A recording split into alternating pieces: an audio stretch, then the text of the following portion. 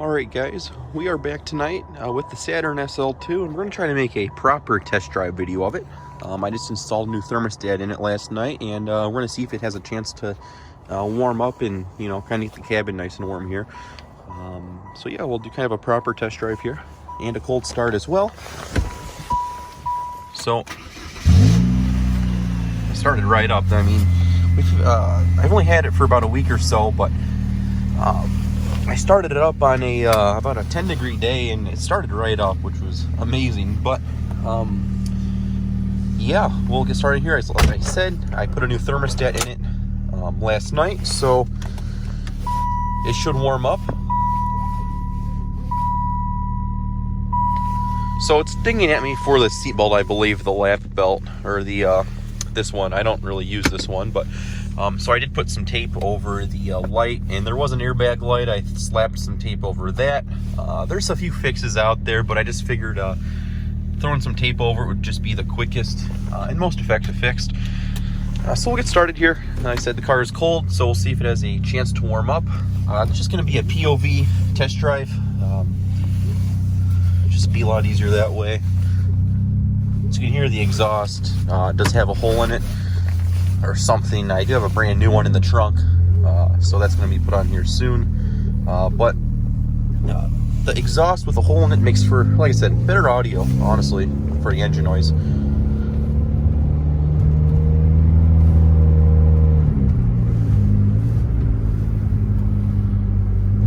So when I bought the car, the thermostat, I mean, the car would warm up. It wouldn't get hot, but it was, you know, sufficient enough to drive. So we'll see if it gets up to operating temperature. So see if we can get some heat on right here. I'm gonna try to upload this video tonight. So we'll see if we can here. Get going.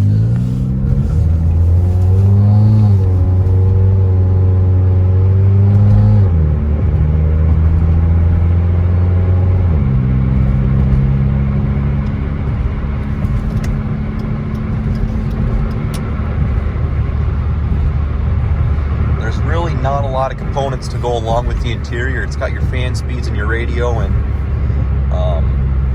that's basically it. It's a very simple car for the 90s.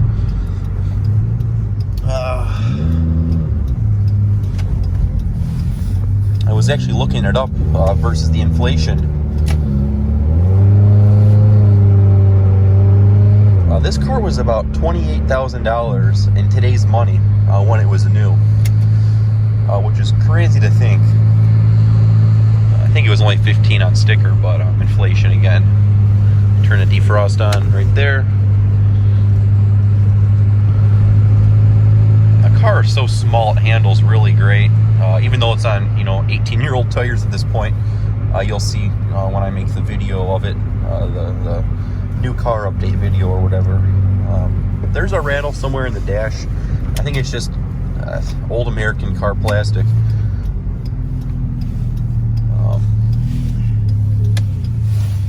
I'll give it a minute for these cars to go.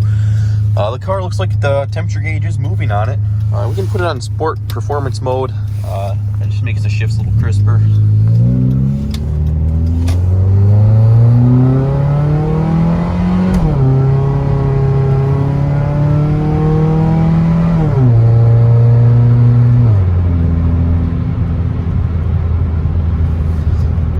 Honestly would have no problem driving this car cross country. I just think it's been that well maintained to where I could probably drive this a long distance and not worry about it.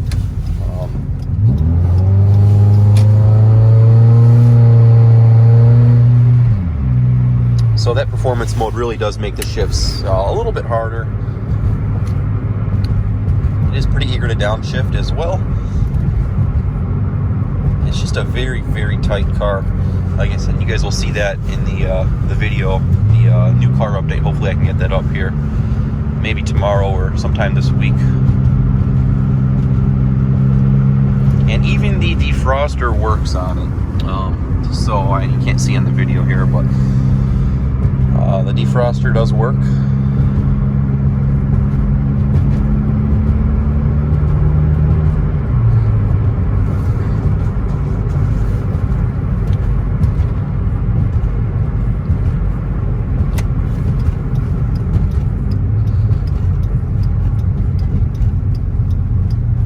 that thermostat did work. It's heating up, so that's awesome.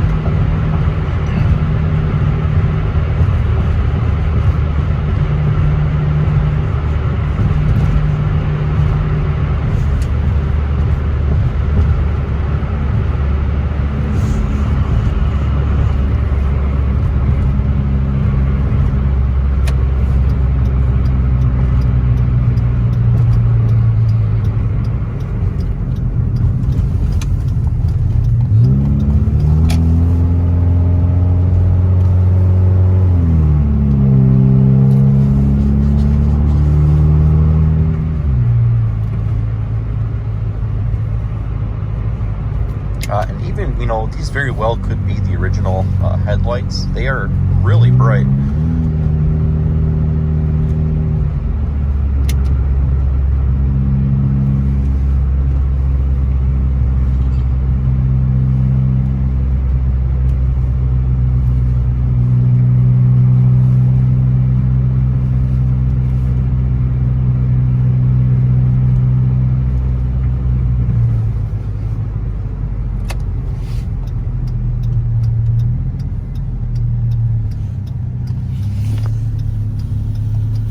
We'll do a little acceleration run here.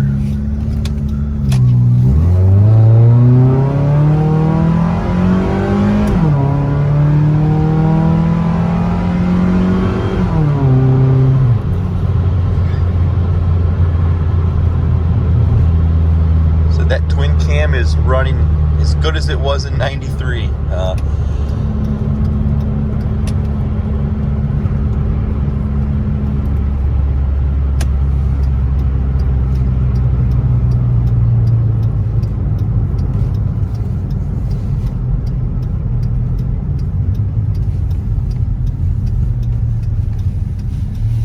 So I just put a set of Bosch double platinum spark plugs in it as well, and the thermostat.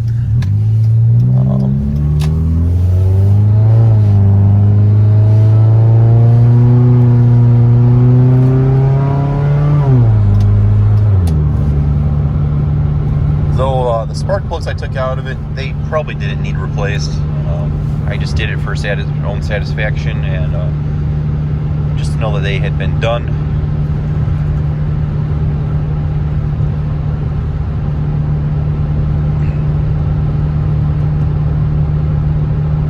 I still have not figured out what I'm going to do with this car just yet. I'll get to that come the update video. I don't know if I'm going to sell it or keep it. My Lincoln MKZ is, all the issues have been ironed out of it. And obviously that's a considerably nicer car than this, even though this one's in probably better shape. You're just talking about two different classes of vehicles. This one obviously is not a luxury car, so I don't know if I'm going to make this a daily driver or what. It's just to spend some more time with this one to see what kind of vehicle it really is going to be here. So the light here is real short. I'll do a quick pan over of the interior while we wait for this light to turn. So yeah, look at that temp gauge. It's right up the operating temperature. I've probably put about 400 or 500 miles on it now.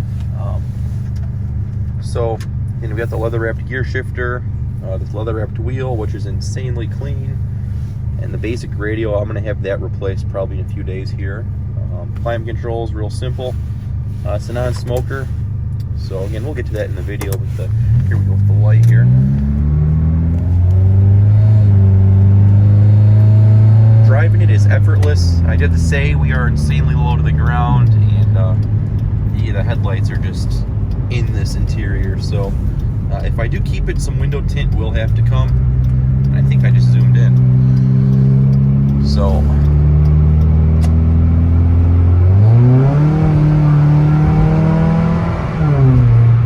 I have noticed when the trans is not in performance mode and just normal, you really have to kind of put the foot down to get it to downshift. performance mode, it's there, really. It's crazy how different they are. Just little features like that are just awesome. For, 90s GM really did have some cool stuff. I will have to say, much more than Ford did. That's my own opinion. So, it also smells like my old Buick LeSabre. It's got that same old classic GM leather smell too. So we'll cut it off here in a minute. I guess I'll get out and do just a walk around of it here. We are under some light, so even though I think I've already showed it, it's no secret to what it is. You can hear the exhaust there.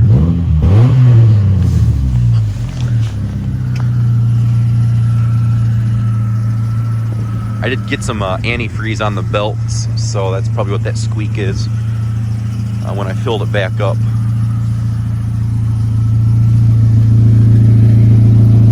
Yeah, so that's just the muffler. I'll have that replaced come probably Monday. So as usual, guys, hope you enjoyed this little car. Again, I don't know what I'm going to do with it. Let me know what you think I should do. Do I keep it, daily it, or what? So as usual, guys, thanks for watching.